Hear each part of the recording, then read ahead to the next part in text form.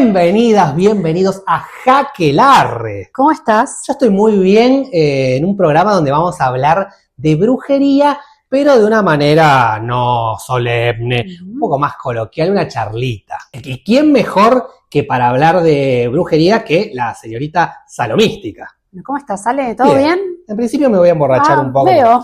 ¿Estás hecho de vampiro? Soy como una especie de cosa rara. Sí. Pero de vestuario estamos bien, ¿eh? O sea, estamos en Composé. Sí, el contenido es una mierda del programa pero de vestuario estamos Pero perfectos. Estamos impecables. Ah, por favor. Como corresponde. Véanlo en mudo. O sea, bájenle el volumen. Sí, total. Bueno, vamos a hablar hoy de algo que no sé si es tan pero como esto se llama Jaquelarre, siempre vamos a buscarle el costado risueño, pero vamos a hablar de la cacería de brujas, de la caza de brujas. Sí, y no precisamente de la casa de una casa, sino de la cacería puntualmente. Exactamente, casa con Z, no con S. Fenómeno que una relaciona, ¿qué? ¿Siglo XIV, XV, XVI? Por ahí. Por ahí. XVI, XVII, esos 3 siglos es donde se produce la mayor histeria. Y que uno siempre o una piensa en Salem, pero en realidad como que el epicentro, ¿dónde fue? Alemania. Claro. El Sacro Imperio Romano Germánico. El Sacro Imperio Romano Germánico. Alemania, uno de los lugares, de regiones donde más se quemó brujas, pero bueno, Escocia también, Inglaterra. Ahí va. Francia. No tanto España, uno piensa España, pero... Sí, no como que uno relaciona mucho la Inquisición con España, con Torquemada. Sí, ¿te acordás? Pero en realidad hay como otras regiones donde fue mucho más fuerte. Sí. Italia, el norte de Italia, por ejemplo. Claro. Una zona bastante pesadita, ¿no? Que de hecho la caza de brujas, si mal no recuerdo, comienza en la Edad Media con una decisión del papado, digamos, del Papa. Sí, con una bula que se llamaba Desideratis. Ahí va. ¿Cómo se llamaba? Desideratis. Desideratis.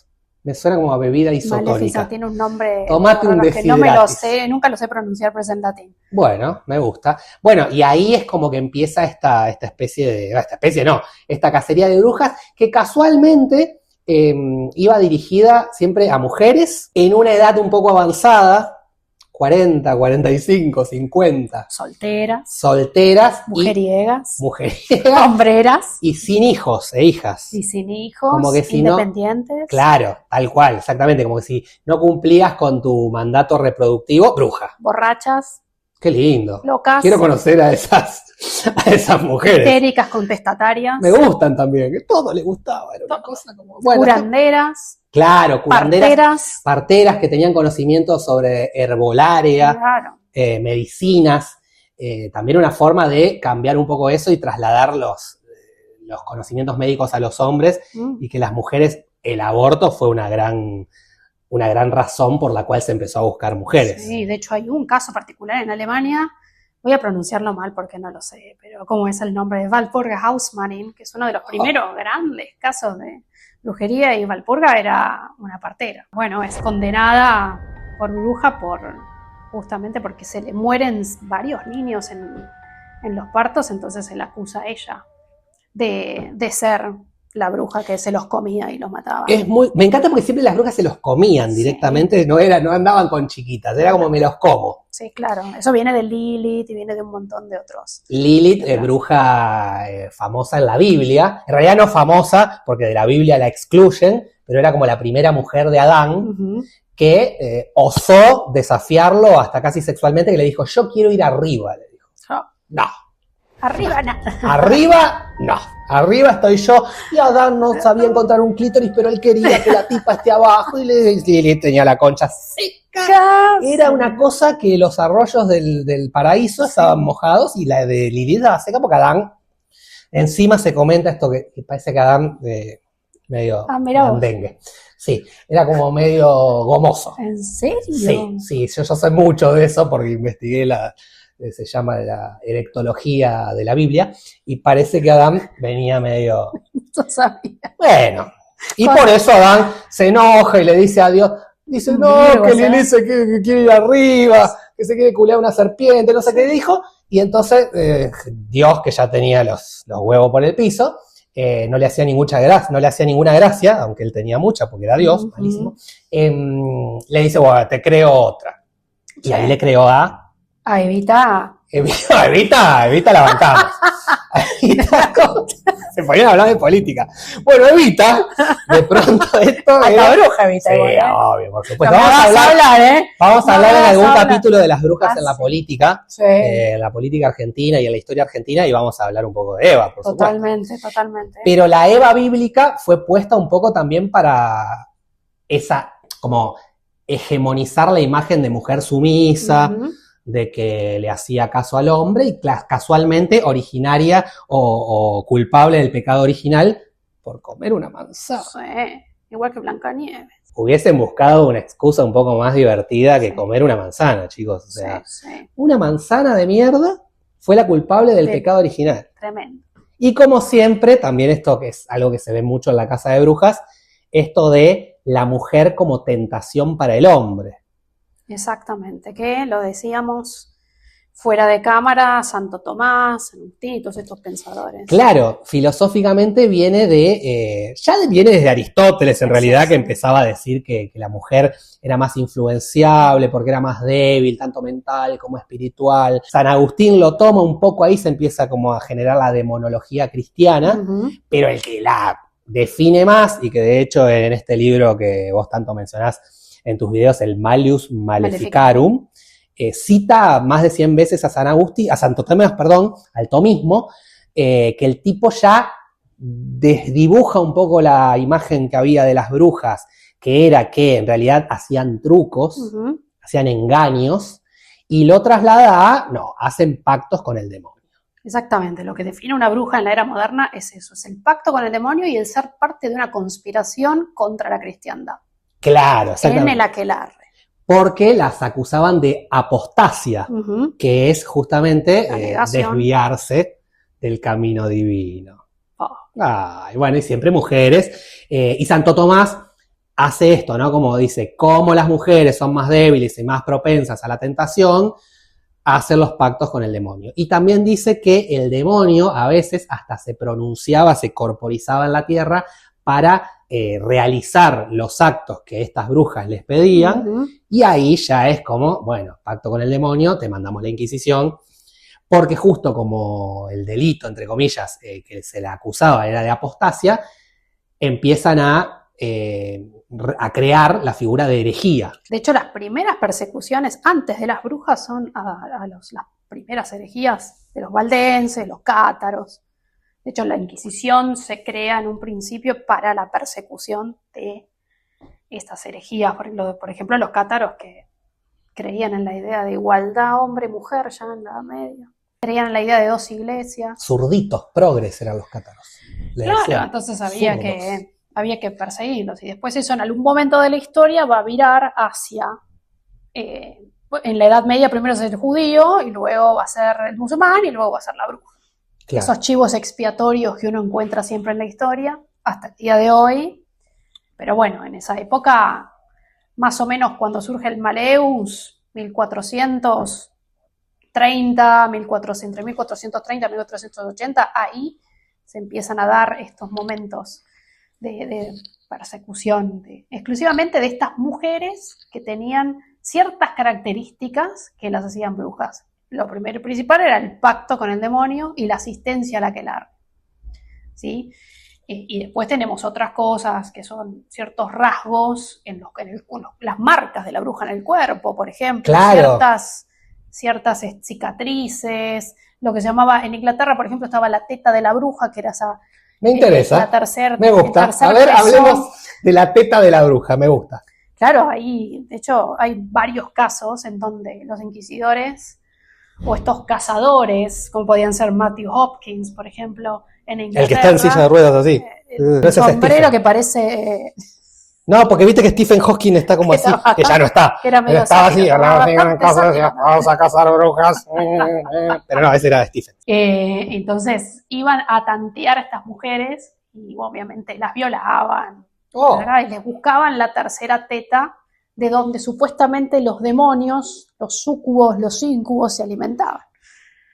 Entonces la tercera teta, que era como una polimastia, hoy sería para un médico una polimastia, claro. En ese momento esta anomalía en el cuerpo era, digamos, una señal Era una marca de bruja. Claro, porque eso también, una vez que ya la historia va avanzando y llegamos al iluminismo o al racionalismo, los médicos empiezan a darse cuenta que todo lo que se le achacaba a una bruja tenía razones médicas, como estas marcas o esto que vos estás diciendo. De hecho hay un historiador que es rumano, Lajos Klaneckai, que habla de la declinación de la bruja y el surgimiento del vampirismo, y la transición con el iluminismo, en donde, bueno, hay una explicación de todo este mundo folclórico, pero de algo mucho más racional, como el vampiro. Ya se habla de sangre, se habla de circulación, se habla de muertos vivos, se habla de estos zombies. Esto te juro que no es mentira, que no lo estoy inventando, creo que en la Edad Media se hablaba de la impotencia por brujería. Se acusaba a las mujeres, por ejemplo, vos eras una mujer acusada de bruja, tu amante, hombre, decidía casarse con alguien legalmente y como no estar con vos, y de pronto parece que a ese tipo se le bajaba. Sí. Gomosín, se le ponía así como una cosa como media como para abajo, y acusaban de la impotencia del tipo a la bruja. Sí, de hecho el tener sexo menstruando también era algo bastante el payasito polémico. En esa época no jugaba payasito. Vení porque se creía que la sangre era algo que podía poseer. Claro. Esto que decimos también de la persecución de la hechicería, de la brujería, de lo mágico, ya desde tiempos de la Biblia, que hablábamos justo de Lilith. Pasa que no, cuando lees el Maleus Maleficarum te das cuenta que la estructura, el estereotipo de la bruja es muchas veces tomado de esta Lilith. Era tomado porque Tomás de Aquino fue el que lo instituyó. Bueno. Era toda esta idea de que, acordate que Lilith cuando es expulsada del paraíso se va con los súcubos, los incubos. Y claro, y tiene muchos hijos. Muchos demonitos. Sí, demonitos eran, de corbata ninguno. Qué pelotudo. La gente debe estar diciendo en este momento, qué pelotudo. Y sí.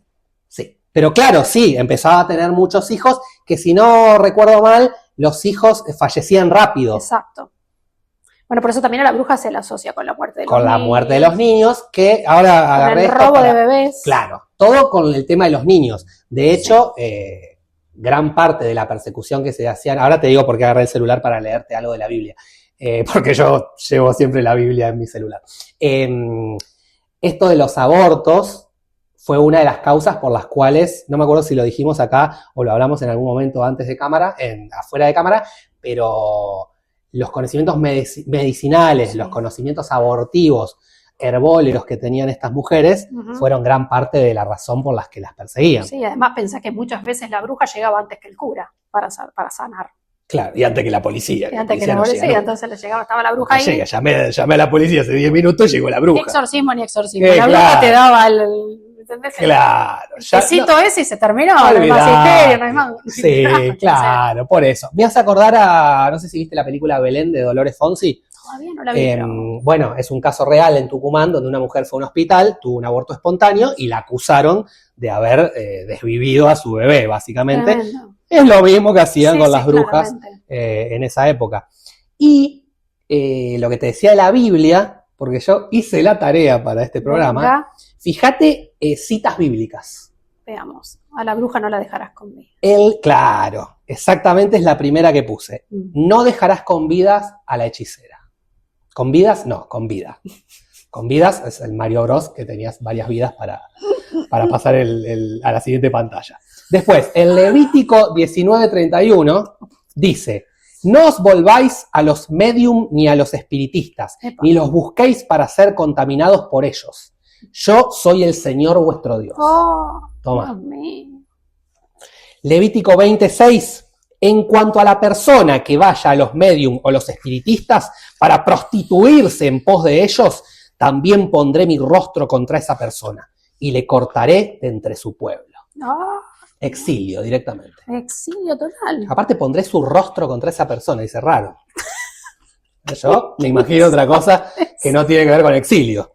Pero bueno, sea que ya en la Biblia el tema de la brujería estaba bastante mal visto. Sí, de hecho, bueno, la Biblia siempre va a ser ese libro de cabecera para elaborar cualquier otro manual de persecución. El Papa, el que vos dijiste que empezó a perseguir a los cátaros, les decía, zurdos de mierda van a correr, y cantaba en el Movistar Arena el Papa. Tenía se cantaba temas de la renga en el Movistar Arena, y tenía como algunos ministros acusados de cosas, pero bueno, eso no importa. Pero sí, ya viene desde esa época la persecución a cualquiera que fuera un poco distinto o distinta, persecución. Y te quería leer algo interesante, volviendo a Walpurga, porque es el caso parecido al de Belén.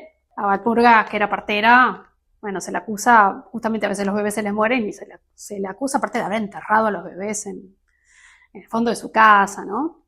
Entonces yo investigué ese caso y cuando a Walpurga el inquisidor la somete a tal psicopateada que le hace creer que es bruja. Claro. Ella confiesa el delito, porque la brujería es un delito.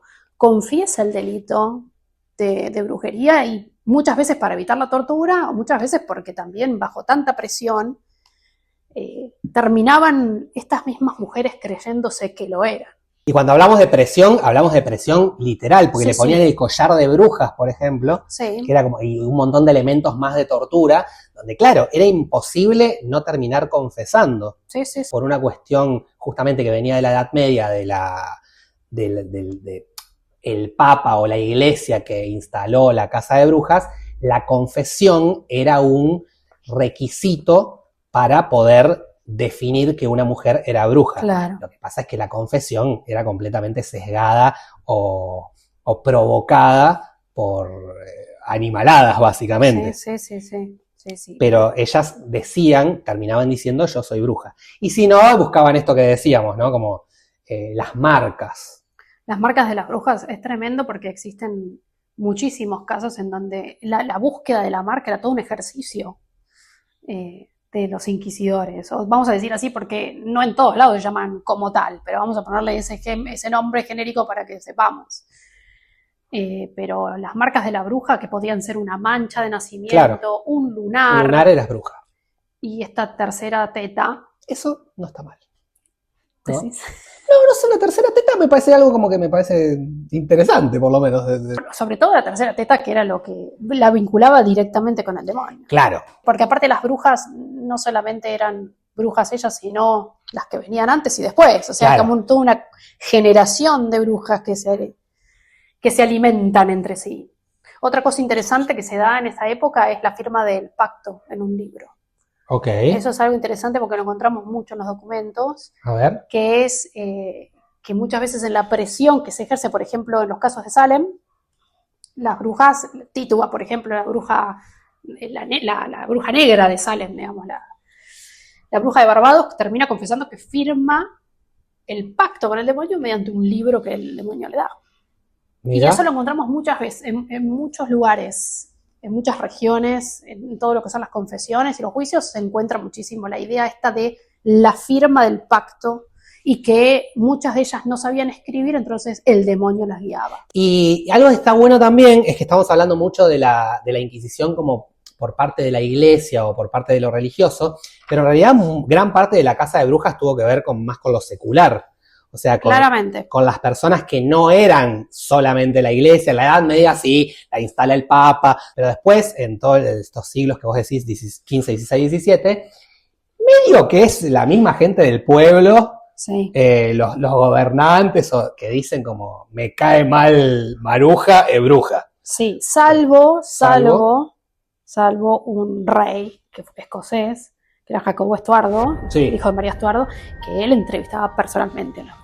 Claro. Porque él tenía una fascinación, para mí él era un brujo, literal. Él tenía una fascinación por las brujas, por cazar brujas. Okay. Entonces él, de hecho, creo que es Macbeth, se escribe un poco... Macbeth están las tres brujas vos, y que sí, es justo, el caso de la dinastía de Jacobo. Y ahí aparecen las tres brujas de Macbeth que son... Agnes Sampson. Que son, la verdadera es Agnes. Bueno, claro, pero en la literatura y en el teatro son tres de las brujas más características, sí, que le van diciendo a Macbeth todo lo que va a ir pasando y bueno, obviamente eso todo se termina cumpliendo. Deriva de esa historia real, de lo que le pasa a Jacobo, que él después empieza también a hacer todo un proceso de estudio muy, claro, interesante y exhaustivo sobre las casas de brujas. De hecho, le escribe Demonology. Demonología, que es un tratado que habla de un crédulo y un incrédulo, que para mí es él, si uno lo lee, es como él y su alter ego, en donde bipolar era él. se discute, y también como todos, con todo lo que le había pasado. Olvídate, primero que era Rengo y la madre se le había matado a la tía. Y se llamaba Estuardo, yo me llevo a llamar Estuardo y me pego 3 tiros. Y bueno, y se arman unos debates en ese tratado en donde, bueno, se dice si es bruja o no es bruja, existe el demonio o no existe. Y todas son conversaciones de él mismo, claro, con sus voces probablemente,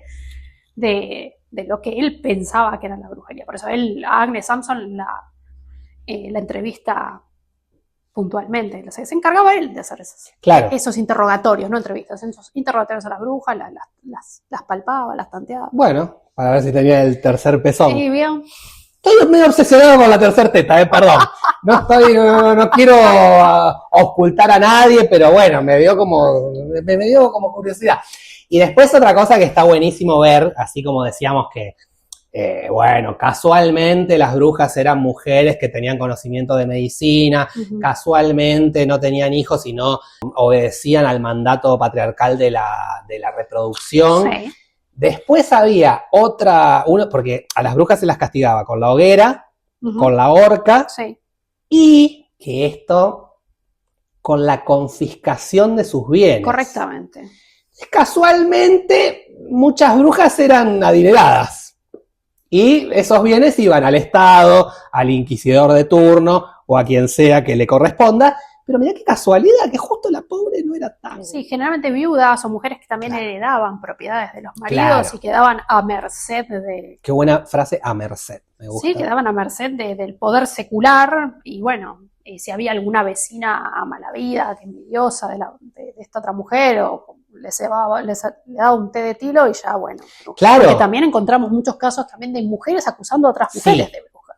La fui a visitar... Fui a tomar el té y al otro día me sentí mal, bruja. Exacto. Me sirvió algo que, no sé, un té raro, no era el té común. Sí. Un té de tilo, entonces podía llegar a ser. Y llegó a ser tal la histeria en un momento que... Y si era histeria, porque viene del té. Wow. Llegó a ser tal la histeria que por cualquier cosa se podía acusar. De hecho, el caso de Salem, que nosotros los historiadores pensamos que es el último gran caso de lo que es... la casa de brujas clásica, es justamente eso, esa histeria de señalar por señalar a mujeres y acusarlas. Que de hecho en Salem tenemos algunos hombres también. Sí, hubo hechiceros también. Y hay interesante el caso de Martha Corey, que es una de las brujas de Salem, que en realidad es acusada de bruja porque ella es la que dice que las niñas estas estaban locas, que no existía la brujería. Entonces ella liga, ella y el marido por defenderla, a los dos... nos pasan de huello. Sí, en este caso, nos estamos centrando en las brujas femeninas porque creo que hubo deliberadamente cierta intención de encerrar a las mujeres en ese... No, era que es un crimen misógino. Totalmente. También es cierto que había algunos, no todos los hombres, pero había hombres acusados de hechicería. Porque además en la misma época tenemos hombres que eran astrólogos, por ejemplo, como John Dee, que era el astrólogo de la reina Elizabeth, primera de Inglaterra, y John Dee, si bien era visto a veces como con ojos medio ahí, era respetado. No así Giordano Bruno. Claro. No así Giordano Bruno, que es quemado, atado a sus libros y quemado en la hoguera por hablar de vidas en otros mundos. Y acusados también a veces de ser tan o más poderosos que las brujas mujeres. Bueno, Giordano decía que la Tierra, o sea, que el Sol giraba, no al revés. Entonces esto fue en esa época muy revolucionario. Estamos hablando de Italia, de Florencia, y después en Roma, el que es quemado. Y cuando va a ser quemado, bueno, él dice, no, la Biblia dice es un libro hecho por el humano. Claro. Imagínate en esa época. Yo soy hechicero, soy más poderoso que y todos. Él, claro, visto como un hereje, como un brujo, y él chupa un huevo, sigue promoviendo sus ideas de que existen vidas, múltiples universos, 1600, 1590, 1600, tremendo. Y cuando lo van a quemar vivo, ahí en ¿cómo se llama esta plaza que está en Roma? Ahora no me acuerdo, ya me voy a acordar, Navona, el Campo di Fiore. Campo di Fiore, Robert Fiore, Alejandro Fiore, el cuando actor de le los simuladores. Dicen quiere decir algo antes de ser ejecutado, y él dijo, tiemblan más ustedes en pronunciar la sentencia que yo al oírla. Él quería demostrar su poder. Tremendo, y Igual- murió con dignidad. Sí, igual dicen que eso es medio verso, no medio importa, verso, y pero- en realidad lo que dijo fue, soy hechizo y me la piso, dijo. Así, fue como, yo soy mejor que todos ustedes. Bueno, Miguel Servet también, Miguel Servet fue un médico que fue quemado, también acusado por descubrir, Lo que van a quemar gente. descubrir la circulación de la sangre.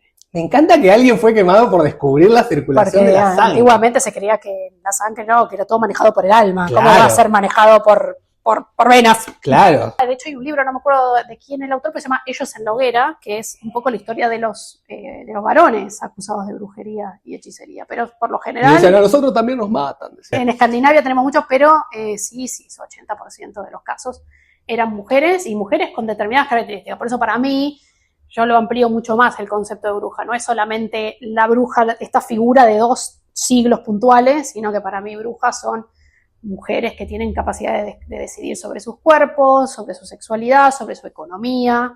Por eso he recibido bastantes críticas también por eso, académicas sobre todo. ¿Vos? Sí, porque justamente para mí, yo amplío, lo pienso más desde el feminismo, el tema de la Y bueno, es que tiene mucho que ver. sí, un concepto que yo descubro en la fuente es que es mucho más, la bruja es mucho más que una figura, que una mujer que hace algún ungüento, sino que son mujeres con ciertos poderes, con ciertas capacidades medicinales, se quiere, con ciertas capacidades económicas, con alzar la voz, porque brujas tenemos en todos acusaciones de brujería tenemos en todos los ámbitos. Ana Bolena, Juana de Navarra, reinas han sido acusadas también de brujas. Bueno, Ana Bolena fue acusada también de bruja, se la acusaba y se la miraba medio raro porque le faltaba un dedo. Ana Bolena es la esposa de Enrique VIII, que también es pasada de huello. ¿Qué del dedo? Le faltaba un dedo. Como, bueno, no importa, esto es otra cosa porque vamos a tener un episodio de eso, pero hay una película de una bruja que su enemiga le falta un dedo, no importa, eso lo verán en otro capítulo. Pero tiene que ver, malformaciones, o mujeres también, porque no es solamente lo que yo pienso de mujeres con poder, sino que también habían mujeres con problemas de salud mental, a las cuales eran acusadas como tal por, no sé, por ir caminando en la calle y hablar cosas. Bueno, y después, yendo un poco a la Argentina, en Santiago del Estero hubo algunos juicios por brujería, no tantos, pero hubo. Pero mucho más tardíos. Mucho más tardíos, por supuesto, ya siglo XVIII, XIX. Sí, 1700. Claro. Y casualmente, ahí ya al revés de como en Europa las ricas, casualmente las brujas santiagueñas en general eran campesinas, indígenas, mujeres que querían exterminar por otras razones, no solo por su feminidad, sino por alguna curandera, porque también la diferencia me parece de la casa de brujas en otros siglos, como puede ser acá en Santiago del Estero en el siglo XVIII, es que ahí, a diferencia del siglo XIV, XV y XVI, donde la brujería estaba vista como un pacto con el demonio, acá ya se convivía un poco con la magia, con la curandera, era como algo parte de la realidad. Pero no te olvides que ya América era una tierra demoníaca para Europa. Exactamente, claro, por supuesto. De hecho, vinieron a evangelizarla. Sí, los puritanos en Estados Unidos, en estos espacios, las 13 colonias, ya cuando llegan a América, llegan a las 13 colonias, ya se pensaba que la tierra del indio era una tierra demoníaca, con lo cual no era de esperarse que existieran estas cosas. Sí, en América la Inquisición actúa de manera diferente, es mucho más tolerante que la Inquisición, no así en algunos lugares como en Colombia, por ejemplo, ahí se persiguió, de hecho tenemos los procesos de Bruja de Tolú con Paula de Guilús, es uno de los casos más emblemáticos, es el Salem, digamos, el Salem nuestro colombiano. Caribeño, sí, donde tenemos a Paula de Guilús y muchas otras confesando. Sí, magia amorosa, había mucho de magia amorosa en esa época. También acusada porque las brujas siempre hacían mucho dinero. Si pensamos en el caso de Nueva Orleans, que está en American Horror Story también. No me quiero ir de tema, pero... No, andate, no pasa nada. Que es Marie Laveau, que es una bruja ya del siglo, fines del XVIII, principios del XIX. En la Nueva Orleans de esa época, Marie Laveau era santera. Ya la santería era también parte de, ¿no? Ese mundillo colonial caribeño, bueno, y Marie Laveau amasó fortunas. Otra que amasó fortunas es Maru Botana. Otra que amasó fortunas y que era tremendamente envenenadora era... Gilla Murano. Sí. Y bueno, la Gilla Murano de Luis XIV, el rey de Francia. Opa, el sol, el rey Catherine sol. Malvoisin, la vecina le llamaban, conocida bruja de Versalles, conocida bruja de Madame de Montespan, que de hecho estaba tan obsesionada Madame de Montespan con el rey, era su favorita. Sí. Pero en un momento cuando ya empezó a envejecer Madame de Montespan y Luis empezó a hacer de la suya, le dijo, yo quiero al rey a toda costa y hacerme un hechizo para lo que sea, si hay que matarlo, lo matamos. Y ella, bueno, hizo todos los urgüentos. Además, Madame la Voisin es conocida por las famosas misas negras. O sea, con todo lo que te puedas imaginar de lo religioso católico, pero al revés. Me gusta igual, ¿eh? Hacía ofrendas. Y ella contrataba, por ejemplo, clero, curas de digamos, no de alta alcurnia, sino curas rurales, que eran los fáciles de corromper, pero que además sabían leer latín. Con lo cual, para hacer los rituales, se necesitaba la lectura del latín. Claro, y al clero lo emborrachaban, ¿sabes con qué? Con clérico. Bueno, no, perdón, les pedimos mil disculpas. Me hacen señas de atrás, me hacen como así, no sé qué, me hacen como que ya estamos llegando. No, más que nada porque tenemos un tiempo que dijimos tratemos de que no dure. Sí, me están mostrando 3 tetas, me hacen como es como un montón. Sí. Torturas, sí, todo, me están buscando la marca del diablo, todo. Sí, una sí, cosa te vamos a poner en la rueda, te vamos a rodar vuelta toda en la rueda. Mira, yo ya a esta altura de la vida, te digo la verdad. Te voy a poner la plasta cabeza, ya está. Que te salga el cerebro para afuera. Sí, igual no me aplastes tanto porque mido 1,64 m, ya sería demasiado aplastarme un poco más. Bueno, hablamos un poco entonces de la cacería de brujas, obviamente nos quedó muchísima cosa afuera. Pero lo bajamos para que todos lo entiendan. Sí, es como cuando vas al baño y no te subís bien el cierre y nos queda muchísima cosa afuera, pero vamos a cerrar acá porque no puede durar 3 horas 20. Tal cual. Esto es un programa donde hablamos como si fuéramos 2 personas en una reunión. De hecho, yo me estoy tomando un vino que ya no me queda más.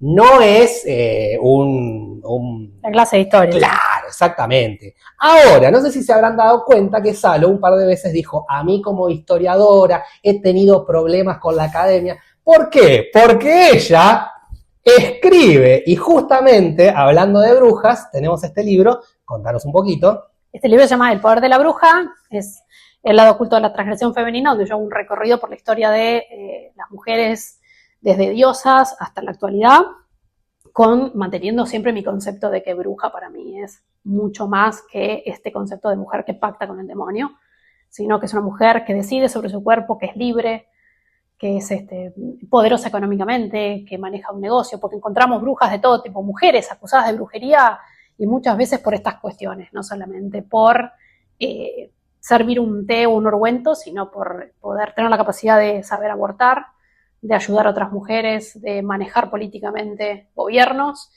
y a veces hasta aconsejar también reyes, príncipes, etc. Por eso se llama El poder de la bruja, ¿no? Buenísimo. Y después, después hacemos chivos de tus libros en otro momento, pero escribe sobre política también. Hay como mucho talento acá. Por favor. Acá el pelotudo soy yo. Después, otra. Acá había que compensar. Hay un boludo y alguien que sabe de verdad. Bueno, pasa en la vida. Así que bueno, la vida. Bueno, gracias por acompañarnos. Suscríbanse, síganos para más capítulos, para más programas hablando de brujería. Vamos a hablar algunas veces de estos temas un poco... Vamos a poner serio, pero otras veces... un poco fácil, pero otras veces vamos a hablar de las brujas en el cine, las brujas en los cuentos de hadas. Los cuentos de hadas. Las monjas poseídas. Exactamente, sí, las posesiones.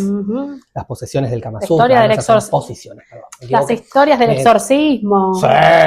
¿Cómo te gusta eso? Me encanta el exorcismo. Mirá, si yo te digo, ¿cuáles son las cosas que más te gustan? Exorcizar.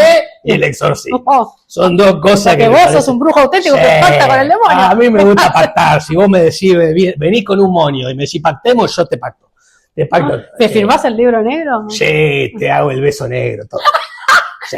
Existe también en los aquelarres el beso negro.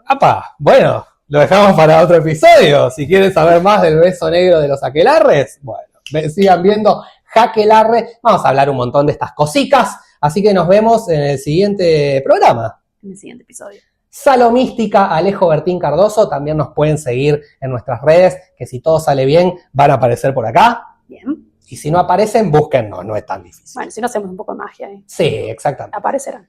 Exactamente. Nos vemos el próximo programa. ¿Algo más que decir? Nada más que decir. Nos vemos la próxima.